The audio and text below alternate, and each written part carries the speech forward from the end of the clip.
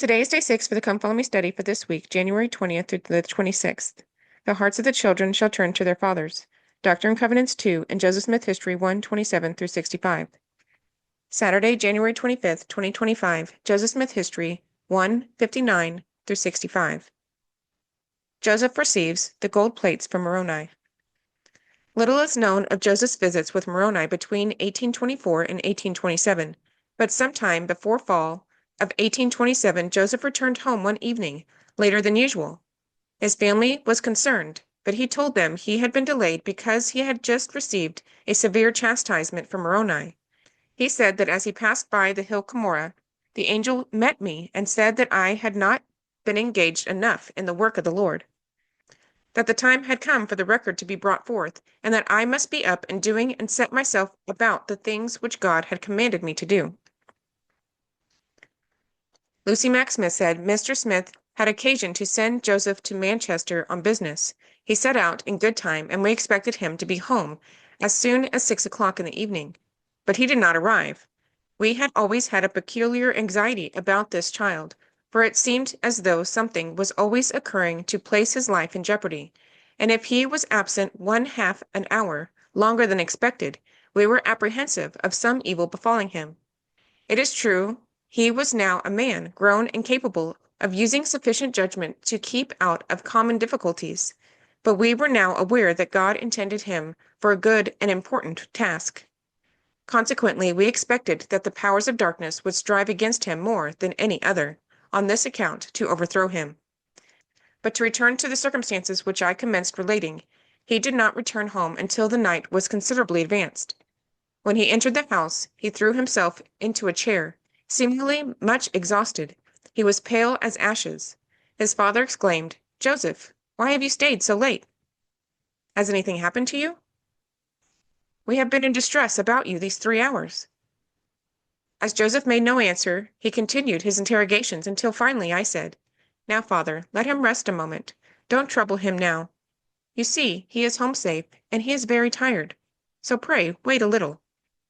The fact was, I had learned to be a little cautious about matters with regard to Joseph, for I was accustomed to see him look as he did on that occasion, and I could not easily mistake the cause thereof. After Joseph recovered himself a little, he said, "Father, I have had the severest chastisement that I ever had in my life." My husband, supposing that it was from some of the neighbors, was quite angry and observed, "Chastisement, indeed! Well, upon my word, I would like to know who has been taking you to task and what their pretext was. I would like to know what business anyone has to find fault with you." Joseph smiled to see his father so hasty and indignant. "Father," he said, "it was the angel of the Lord. He says I have been negligent, that the time has now come when the record should be brought forth, and that I must be up and doing, that I must set myself about the things which God has commanded me to do. But, father, give yourself no uneasiness as to this reprimand, for I know what course I am to pursue, and all will be well." It was also made known to him at this interview that he should make another effort to obtain the plates on the 22nd of the following September, but this he did not mention to us at that time. Much must have transpired in Joseph's 4 years of preparation. He passed through the teens largely untainted by the precepts of men. He enjoyed the emotional support of his family, and he took on the responsibilities associated with marriage. Angels prepared him to translate a divinely inspired record and taught him the necessity of self-discipline and obedience. He was undoubtedly anxious to begin translating the Book of Mormon. At this time, Joseph Knight and Josiah Stowell were in Manchester visiting with the Smith family. This might have been an anticipation of Joseph's receiving the plates. Long before sunrise, on September 22nd, 1827, Joseph and his wife hitched Joseph Knight's horse to Josiah Stowell's spring wagon and drove the 3 miles to the hill Cumorah. Leaving Emma at the base, Joseph climbed the hill for his final interview with Moroni. Moroni gave him the plates, the Urim and Thummim, and the breastplate. He also gave Joseph a specific warning and promise concerning his responsibilities. Joseph was now responsible for these sacred objects, and if he was careless or negligent and lost them, he would be cut off. On the other hand, if he used all his efforts to preserve them until Moroni returned for them, he was assured that they would be protected. Lucy Mack Smith said on the 20th of September, Mr. Knight came with his friend Mr. Stoll to see how we were managing matters with Mr. Stoddard and Company. They remained with us until the 22nd. On the night of the 21st, I sat up very late, as my business pressed upon my hands, and I did not retire until past 12. About 12 o'clock, Joseph came to me and asked me if I had a chest with the lock and key. I knew in a moment what he wanted it for and was alarmed, fearing that this might be a matter of great importance to him at that time. But Joseph replied, "Never mind, I can do very well just now without it. Be calm, all is right." But I found it very difficult to do so, for I had not forgotten the first failure. Shortly after this, Joseph's wife passed through the room with her bonnet and riding dress, and in a few minutes they left together, taking Mr. Knight's horse and wagon. I spent the night in prayer and supplication to God, for the anxiety of my mind would not permit me to sleep. At a reasonable time of rising, I went to preparing breakfast, my heart fluttering at every footfall, for I now expected Joseph and Emma every moment and was in dread of a second disappointment in his obtaining the plates. Joseph Smith History 159.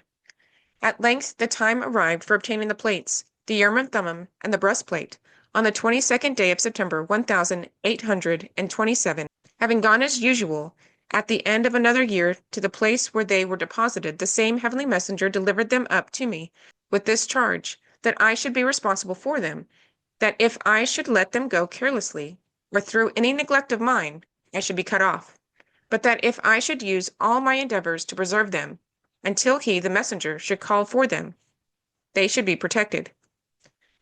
Lucy Mack Smith said, when the male part of the family sat down to breakfast, Mr. Smith inquired for Joseph, as no one knew where he had gone but myself. I told him that I thought I would not call Joseph, for I would like to have him take breakfast with his wife that morning. A little later, Joseph returned. I trembled so much with fear, lest all might be lost again by some small failure in keeping the commandments, that I was under the necessity of leaving the room to conceal my feelings. Joseph saw this and followed me. "Mother," he said, "do not be uneasy. All is right. See here," he said, "I have got the key." I knew not what he meant, but took the article in my hands, and, examining it with no covering but a silk handkerchief, found that it consisted of two smooth three-cornered diamonds set in glass, and the glasses were set in silver bows connected with each other in much the same way that old-fashioned spectacles are made. He took them again and left me, but did not tell me anything of the record. Soon after he came again and asked my advice, what was best to do about getting a chest made. I told him to go to a cabinet maker who had been making some furniture for my oldest daughter, and tell the man we would pay him for making a chest as we did for the other things he had made for us, namely 1/2 in cash and 1/2 in produce. Joseph said that he would, but that he would not know where the money would come from, for there was not a shilling in the house. Joseph Smith History 160. I soon found out the reason why I had received such strict charges to keep them safe, and why it was that the messenger had said that when I had done what was required at my hand, he would call for them, for no sooner was it known that I had them than the most strenuous exertions were used to get them from me. Every stratagem that could be invented was resorted to for that purpose. Lucy Mack Smith said, the next day Mr. Warner came to him from Macedon and requested Joseph to go with him to a widow's house in Macedon. The widow, by the name of Wells, wanted a wall of a well taken up, and she would pay Joseph money for the labor. As this afforded us an opportunity to pay the cabinet maker for the chest, Joseph accompanied Mr. Warner to Macedon according to Mrs. Wells' request. Since this woman had never seen one of the family before, but had sent purposely for Joseph, we considered it a provision of Providence to enable us to pay the money we were owing the cabinet maker. Joseph had been absent but a little while when one of the neighbors began to ask Mr. Smith about questions about the plates. Here let me mention that no one knew anything of them from us except one of my husband's confidential friends, to whom he had spoken of them some 2 or 3 years before. It now seemed that Satan had stirred up the hearts of those who had in any way gotten a hint of the matter, to search into it and make every possible move towards preventing the work. Mr. Smith was soon informed that 10 or 12 men were clubbed together with one Willard Chase a Methodist class leader, at their head, and what was more ridiculous, they had sent some 60 miles for a conjurer to come to divine by magic art to place where the record was deposited. We supposed that Joseph had taken the plates and secreted them somewhere, and we were somewhat uneasy lest they might be discovered by our enemies. Accordingly, the morning after we heard of their plans, Mr. Smith went over a hill, which lay east of us, to see what he could discover among the neighbors. At the first house he came to, he found the conjurer and Willard Chase, together with the company. This was the house of one Mr. Lawrence. Making an errand, he went in and sat down near the door, leaving it ajar, for the men were so near that he could overhear their conversation. They stood in the yard near the door and were devising many plans and schemes to find Joe Smith's gold Bible, as they termed it. The conjurer was really animated, although he had traveled 60 miles during the latter part of the day and the night before. Presently the woman of the house became uneasy at the exposures they were making. She stepped through a back door into the yard and called to her husband in a suppressed voice, but so loud that Mr. Smith heard every word distinctly. "Sam, Sam," she said, "you are cutting your own throat." At this the conjurer bawled out at the top of his voice, "I am not afraid of anyone. We will have the plates in spite of Joe Smith or all the devils in hell." When the woman came in again, Mr. Smith laid aside a paper which he had been holding in his hand, with the pretense of reading, and coolly remarked that he believed he could not finish the article which he was reading. He then left the house and returned home. Mr. Smith, on returning home, asked Emma if she knew anything of the record, whether Joseph had taken them out of their place of deposit, or where they were. She said she did not know. My husband then related what he had both seen and heard. Upon this, Emma said that she did not know what to do, but she thought if Joseph was to have the record, he would get it, and that they would not be able to prevent him. "Yes," said Mr. Smith, "he will, if he is watchful and obedient. But remember that for a small thing Esau lost his birthright and blessing. It may be so with Joseph." "Well," said Emma, "if I had a horse, I would go and see him." Mr. Smith said she should have one in 15 minutes, for although his team was gone, there had been a stray horse on the premises for 2 days, so he sent William immediately for the horse. In a few minutes William brought the horse, with a large hickory wreath around his neck, as it was according to law to put a wreath around the neck of a stray horse, before turning him into an enclosure. And Emma was soon on her way to her husband. Joseph kept the Urim and Thummim constantly about his person, by the use of which he could in a moment tell whether the plates were in any danger. Having just looked into them, before Emma got there he perceived her coming, came up out of the well and met her. When she informed him of what had occurred, he told her that the record was perfectly safe for the present. Nevertheless, he concluded to return with his wife, as something might take place that would render it necessary for him to be at home, where he could take care of it. He went immediately to Mrs. Wells and told her that he must return home to attend to some important business. She was not willing for him to leave, but upon his promising to come back when he was at liberty again, she consented. She sent a boy to bring him a horse, which he mounted in his linen frock, with his wife by his side on her horse, decorated as before with a green hickory wreath on his neck, and thus they rode through the village of Palmyra.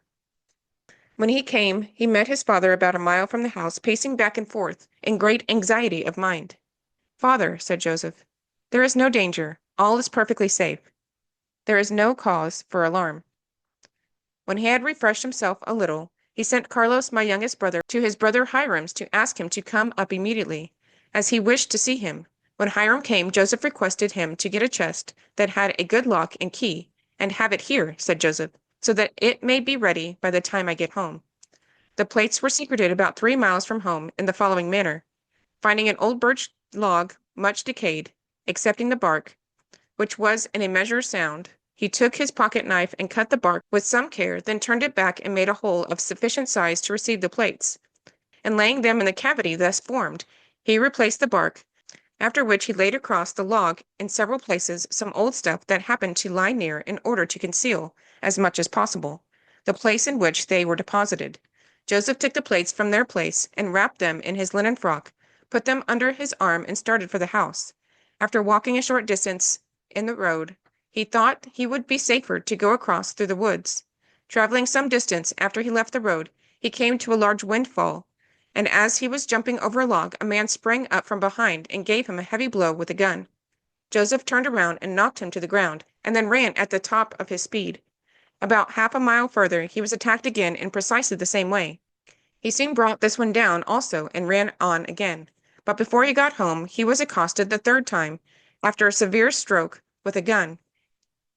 When he struck the last one, he dislocated his thumb, which, however, he did not notice till he came in sight of the house. He threw himself down in the corner of the fence to recover his breath. As soon as he was able, he rose and finished his race for the house, where he arrived altogether speechless from fright and exhaustion. After a moment's rest, he said, "Mother, send Carlos for father and Mr. Knight and his friend Stowell, and tell them to go and see if they can find some men who have been pursuing me. Then let Carlos go tell Hiram to bring his chest." When Carlos went into Hiram's house, he found him at tea with two of his wife's sisters. Carlos touched his brother's shoulder just as he was raising his cup to his mouth. Without waiting to hear a word of the child's errand, Hiram dropped his cup, sprang from the table, fetched up the chest, turned it upside down, and leaving the contents on the floor, left the house in an instant with the chest on his shoulder. The young ladies were much surprised at this singular behavior and protested to his wife, who was bedfast, her oldest daughter Lavina being but 4 days, that her husband was positively crazy. She laughed heartily. "Oh, not in the least. He has just thought of something that he has neglected, and it's just like him to fly off on a tangent when he thinks of anything that way." When the chest came, Joseph locked up the record and threw himself on the bed. After resting himself a little, so that he could converse, he went out and related his adventure to his father, Mr. Knight, Mr. Stowell, and others, who had come back from their scouting expedition without seeing anyone. He showed them his thumb, saying, "I must stop talking, father, and get you to put my thumb in place, for it is very painful." When this was done, he related to our guests the whole story of the record, which interested them very much. They listened and believed all that was told them.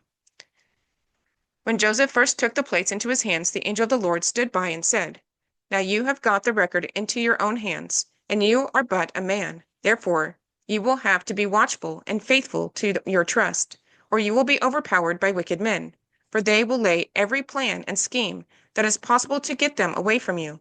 And if you do not take heed continually, they will succeed. While they were in my hands, I could keep them, and no man had power to take them away. But now I give them up to you. Beware, and look well in your ways, and you shall have power to retain them until the time for them to be translated." That of which I spoke, which Joseph termed a key, was indeed nothing more nor less than a Urim and Thummim, by which the angel manifested those things to him that were shown him in vision, by which also he could at any time ascertain the approach of danger, either to himself or the record, and for this cause he kept these things constantly about his person.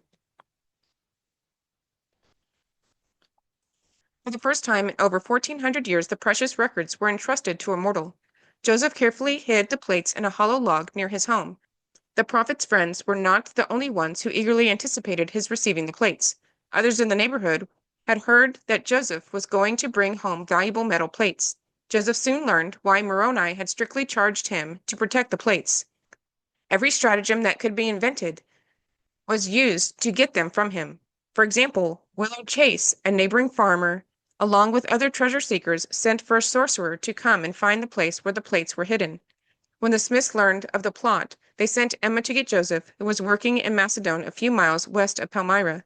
He returned immediately and retrieved the plates. Wrapping them in a linen frock, he started through the woods, thinking it might be safer than the traveled road. But just as he jumped over a log, he was struck from behind with a gun. Joseph, however, was able to knock his assailant down and flee.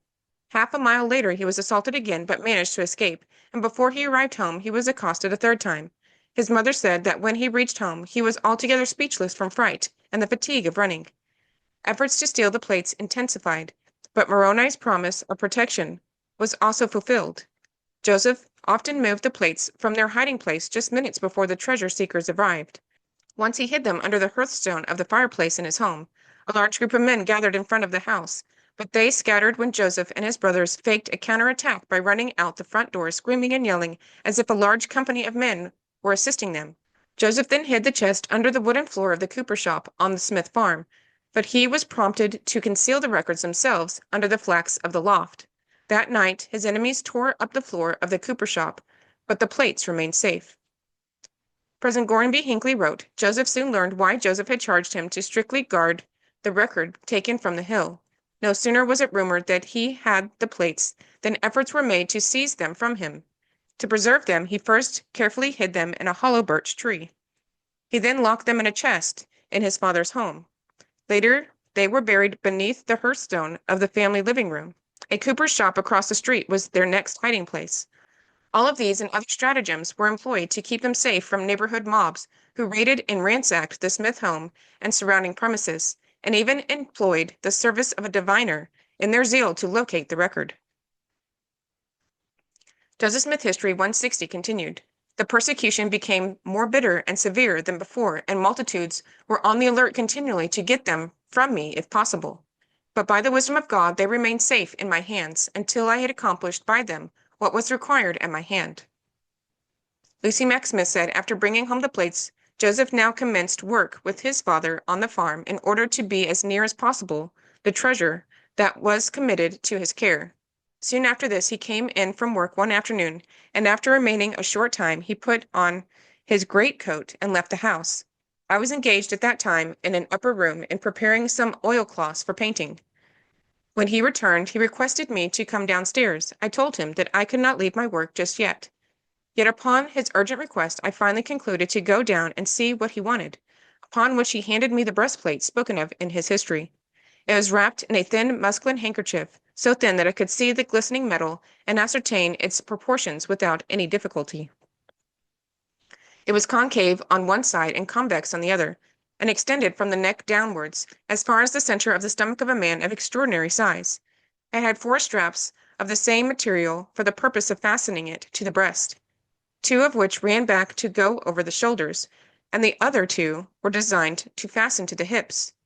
They were just the width of 2 of my fingers, for I measured them, and they had holes in the end of them to be convenient in fastening. The whole plate was worth at least $500. After I had examined it, Joseph placed it in the chest with the Urim and Thummim. Shortly after this circumstance, Joseph came to the house in great haste and inquired if there had been a company of men there. I told him no one had come to the house since he left. He then said that a mob would be there that night, if not before, to search for the record, and that it must be removed immediately. Soon after, one Mr. Brahman came from the neighboring village of Livonia, a German man in whom we reposed much confidence, and who was well worthy of the same. Joseph told him his apprehensions of a mob being there that night, and that they must prepare themselves to drive them away. But the first thing to be attended to was to secrete the record and breastplate. It was resolved that a portion of the hearth should be taken up, and the plates and breastplate should be buried under the same, and then the hearth relaid to prevent suspicion. This was carefully and speedily done, but the hearth was scarcely relayed when a large company of armed men came rushing up to the house. Joseph threw the door open, and taking a hint from the stratagem of his grandfather Mac, hollowed as if he had a legion at hand, giving the word of command with great importance. At the same time, the males that belonged to the house, from the father down to little Carlos, ran out with such vehemence upon the mob that it struck them with terror and dismay, and they fled before our little Spartan band away into the woods, where they dispersed themselves to their several homes. He had but a few days' rest, however, before Joseph received another intimation of the approach of a mob and the necessity of removing the record and breastplate again from their hiding place. Consequently, Joseph took them out of the box in which they had been placed, wrapped them in clothes, carried them across the road to a cooper shop, and laid them in a quantity of flax which was stowed in the shop loft. He then nailed up the box as before and tore up the floor and put the box under it. As soon as it was dark, the mob came and ransacked the place, but did not come into the house. After making a satisfactory search, they went away. The next morning, we found the floor of the cooper's shop taken up and the wooden box which was put under it split into pieces. In a few days, we learned the cause of this great move and why their curiosity had led them to the direction of the cooper shop.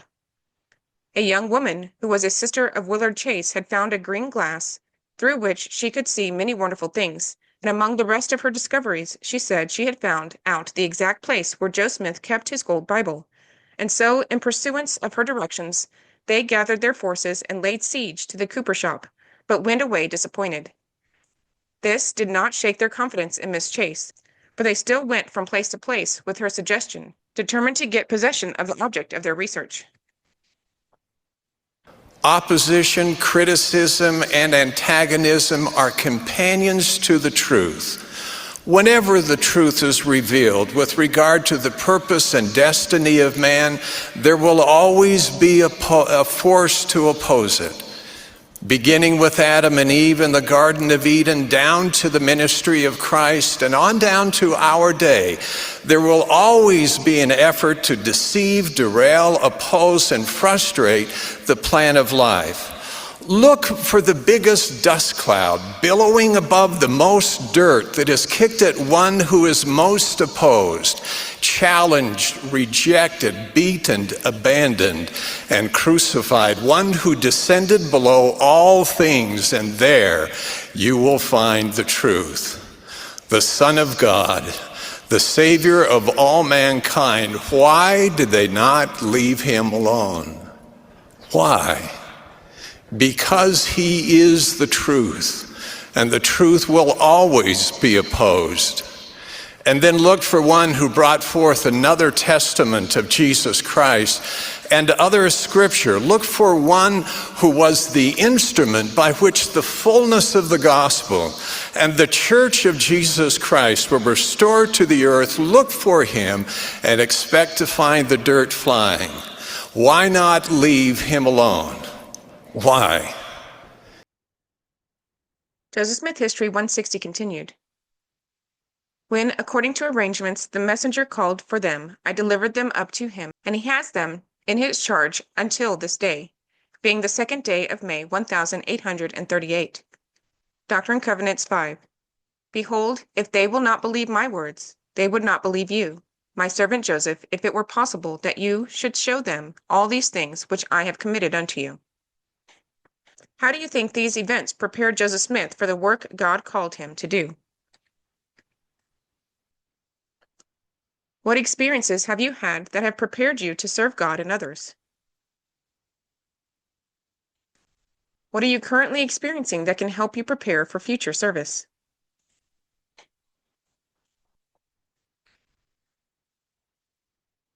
The Smiths continued to be harassed, and the prophet had to resort to numerous hiding places. Joseph Smith first placed them in Hiram's chest, then at various times secreted the plates under the hearth of his father's home, and a pile of flax in the cooper's loft, and Father Benham's Ontario glass box, and in Emma's red morocco trunk. However, Joseph Smith's calling was not merely to preserve the gold plates, but also to translate them. With people in the area around Manchester so intent on stealing the plates, Joseph and Emma decided to move to Hiram to live on her father's farm. They hoped to have the necessary peace there to accomplish the divine task. Joseph Smith History 161. The excitement, however, still continued, and rumor with her 1,000 tongues was at the time employed in circulating falsehoods about my father's family and about myself. If I were to relate 1,000th part of them, it would fill up volumes. Persecution, however, became so intolerable that I was under the necessity of leaving Manchester and going with my wife to Susquehanna County in the state of Pennsylvania, while preparing to start, being very poor and the persecution so heavy upon us that there was no probability that we would ever be otherwise. In the midst of our afflictions, we found a friend in a gentleman by the name of Martin Harris, who came to us and gave me $50 to assist us on our journey. Mr. Harris was a resident of Palmyra Township, Wayne County, in the state of New York, and a farmer of respectability. Elder Martin Harris said, I was not with Joseph Smith at the time he received the plates, but I had a revelation the summer before that God had a work for me to do. A day or so before I was ready to visit Joseph, his mother came over to our house and wished to talk with me. I told her that I had not time to spare. She might talk with my wife, and in the evening, when I had finished my work, I would talk with her. I waited a day or two. When I got up in the morning, took my breakfast, and told my folks I was going to the village, but went directly to old Mr. Smith's. I found that Joseph had gone away to work for Peter Ingersoll to get some flour. I was glad he was absent, for that gave me an opportunity of talking with his wife and the family about the plates. I talked with them separately to see if their stories agreed, and I found that they did agree. When Joseph came home, I did not wish him to know that I had been talking with them, so I took him by the arm and led him away from the rest, and requested him to tell me the story, which he did as follows. He said an angel had appeared to him and told him it was God's work. Joseph said the angel told him he must quit the company of the money diggers, that there were wicked men among them. He must have no more to do with them. He must not lie, nor swear, nor steal. He told me to go and look in the spectacles, and he would show him the man that would assist him. That he did so, and he saw myself, Martin Harris, standing before him. That struck me with surprise. I told him I wished him to be very careful about these things.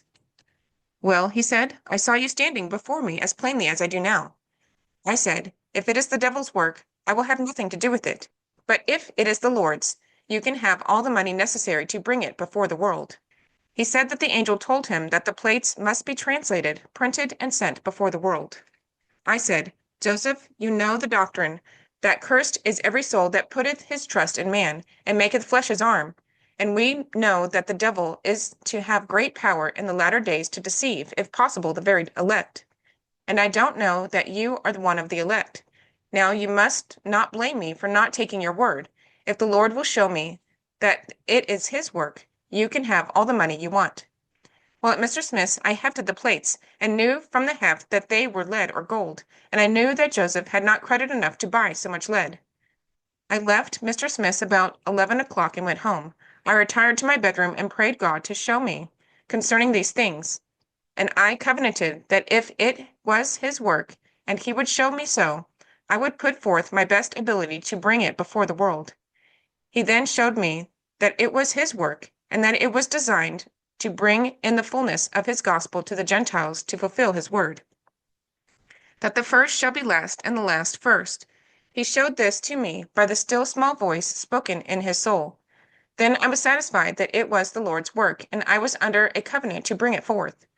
The excitement in the village upon the subject had become such that some had threatened to mob Joseph and also to tar and feather him. They said he should never leave until he had shown the plates. It was unsafe for him to remain, so I determined that he must go to his father-in-law's in Pennsylvania. He wrote to his brother-in-law, Alvith Hale, requesting him to come for him. I advised Joseph that he must pay all his debts before leaving. I paid them for him and furnished him money for his journey. I advised him to take time enough to get ready, so that he might start a day or two in advance, for he would be mobbed if it was known when he started. We put the box of plates into a barrel about 1/3 full of beans and headed it up. I informed Mr. Hale of the matter and advised them to cut each a good cudgel or wooden club and put into the wagon with them, which they did. It was understood that they were to start on Monday, but they started on Saturday night and got through safe. This was the last of October 1827. It might have been the 1st of November. Joseph translates some of the characters. In Harmony, the couple moved into a 2-room house owned by Jesse, another of Emma's brothers, about 150 yards from Isaac Hale's house. The prophet was ready to begin the translation. On at least 6 different occasions, Joseph Smith gave brief descriptions of how he translated the Book of Mormon. All 6 accounts agree that he translated them by the gift and power of God through the Urim and Thummim. Joseph Smith History 162. By this timely aid was I enabled to reach the place of my destination in Pennsylvania, and immediately after my arrival there I commenced copying the characters off the plates. I copied a considerable number of them, and by means of the Urim and Thummim I translated some of them, which I did between the time I arrived at the house of my wife's father in the month of December and the February following. Lucy Mack Smith said the first step that he was instructed to take in regard to this work was to make a facsimile of the characters composing the alphabet, which were called Reformed Egyptian, and sent them to all the most learned men of this generation and asked them for the translation of the same. It was agreed upon that Martin Harris would follow him to Pennsylvania as soon as Joseph should have sufficient time to transcribe some of the Egyptian characters. Then Mr. Harris was to take the characters to the east and through the country in every direction, and on his way he was to call on all who were professed linguists to give them an opportunity of showing their talents in giving a translation of the characters. Martin Harris shows the characters in translation to Professor Anthon, who says, I cannot read a sealed book. Joseph Smith History 163 through 65. Sometime in this month of February, the aforementioned Mr. Martin Harris came to our place, got the characters which I had drawn off the plates, and started with them to the city of New York. For what took place relative to him and the characters I refer to his own account of the circumstances as he related them to me after his return, which was as follows. I went to the city of New York and presented the characters which had been translated, with the translation thereof, to Professor Charles Anthon, a gentleman celebrated for his literary attainments. Professor Anthon stated that the translation was correct, more so than he had before seen translated from the Egyptian. I then showed him those which were not yet translated, and he said that they were Egyptian, Chaldaic, Assyriac, and Arabic, and he said that they were true characters. He gave me a certificate certifying to the people of Palmyra that they were true characters, and that the translation of such of them as had been translated was also correct. I took the certificate and put it into my pocket and was just leaving the house when Mr. Anthon called me back and asked me how the young man found out that there were gold plates in the place where he found them. I answered that an angel of God had revealed it unto him. Then he said to me, "Let me see that certificate." I accordingly took it out of my pocket and gave it to him, when he took it and tore it into pieces, saying that there was no such thing now as ministering of angels, and that if I would bring the plates to him, he would translate them. Moroni 7. Has the day of miracles ceased? Or have angels ceased to appear unto the children of men? Or has he withheld the power of the Holy Ghost from them? Or will he, so long as time shall last, or the earth shall stand, or there shall be one man upon the face thereof to be saved? Behold, I say unto you, nay, for it is by faith that miracles are wrought, and it is by faith that angels appear and minister unto men. Wherefore, if these things have ceased, woe be unto the children of men, for it is because of unbelief, and all is vain. President Spencer W. Kimball said, "Fortunately, active church members are aware of modern miracles, angelic visitations, gospel restoration, the Book of Mormon, for example. Indeed, the day of miracles has not passed except for those who will not heed the call of the Lord and his servants, who night and day warn and plead and implore." Joseph Smith History 165 continued. I informed him that part of the plates were sealed, and that I was forbidden to bring them. He replied, "I cannot read a sealed book." I left him and went to Dr. Mitchell, who sanctioned what Professor Anthon had said respecting both the characters and the translation. 2 Nephi 27. Behold, it shall come to pass that the Lord God shall say unto him to whom he shall deliver the book, Take these words, which are not sealed, and deliver them to another, that he may show them unto the learned, saying, Read this, I pray thee. And the learned shall say, Bring hither the book, and I will read them. And now, because of the glory of the world, and to get gain, they will say this, and not for the glory of God. And the man shall say, I cannot bring the book, for it is sealed. Then shall the learned say, I cannot read it. Wherefore it shall come to pass that the Lord God will deliver again the book and the words thereof to him that is not learned. And the man that is not learned shall say, I am not learned. Then shall the Lord say unto him, The learned shall not read them, for they have rejected them, and I am able to do mine own work. Wherefore thou shalt read the words which I have given unto thee. Long before Joseph Smith received the plates, prophets testified that they would be translated by an unlearned man, and that a learned man would be unable to translate them. Elder James E. Talmage of the Quorum of the 12 Apostles wrote, Joseph began his work with the plates by patiently copying a number of characters, adding his translation to some of the pages thus prepared. The prophet's first assistant in the labor, Martin Harris, obtained permission to take away some of these transcripts with the purpose of submitting them to the examination of men learned in ancient languages. He placed some of the sheets before Professor Charles Anthon of Columbia College, who after examination certified that the characters were in general of the ancient Egyptian order, and that the accompanying translations appeared to be correct. Hearing how this ancient record came into Joseph's hands, Professor Anthon requested Mr. Harris to bring the original book for examination, stating that he would undertake the translation of the work. Then, learning that a part of the book was sealed, he remarked, I cannot read a sealed book. And thus, unwittingly, did this man fulfill the prophecy of Isaiah concerning the coming forth of the volume. And the vision of all is become unto you by the words of a book that is sealed, which men deliver to one that is learned, saying, Read this, I pray thee. And he saith, I cannot, for it is sealed. President Joseph Fielding Smith said, how remarkable it is that Isaiah said that the words of the book were delivered to one who was learned, and that the book was delivered to the one who was not learned. How perfectly this harmonizes with the history of the case respecting Mr. Anthon and Joseph Smith. Elder James E. Talmage continued, another linguist, a Dr. Mitchell of New York, having examined the characters, gave concerning them a testimony in all important respects corresponding to that of Professor Anthon. Significant events. October 1825, Joseph met Emma Hale while working for Josiah Stoll. January 18, 1827, Joseph married Emma Hale. September 22, 1827, Joseph received the Book of Mormon plates. February 1828, Martin Harris visited Charles Anthon in New York City. April 7, 1829, Joseph resumed translating the plates with the help of Oliver Cowdery. After the Book of Mormon was published, Martin Harris had a second visit to Professor Anthon in New York City. The rebuff with which his first visit to the famed scholar had met rankled in his memory. Martin was now equipped with the material evidence to prove the learned man had been mistaken when he declared there was no such thing now as ministering angels.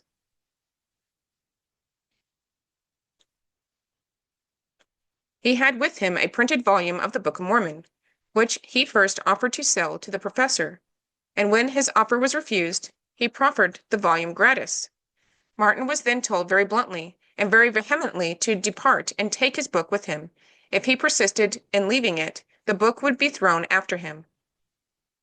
Here again Martin was acting in character, proving his persistence and determination, as would have been expected of him. Probably he had in mind Doctrine and Covenants, section 5:18, and their testimony, that of the three witnesses, shall also go forth unto the condemnation of this generation if they harden their hearts against them.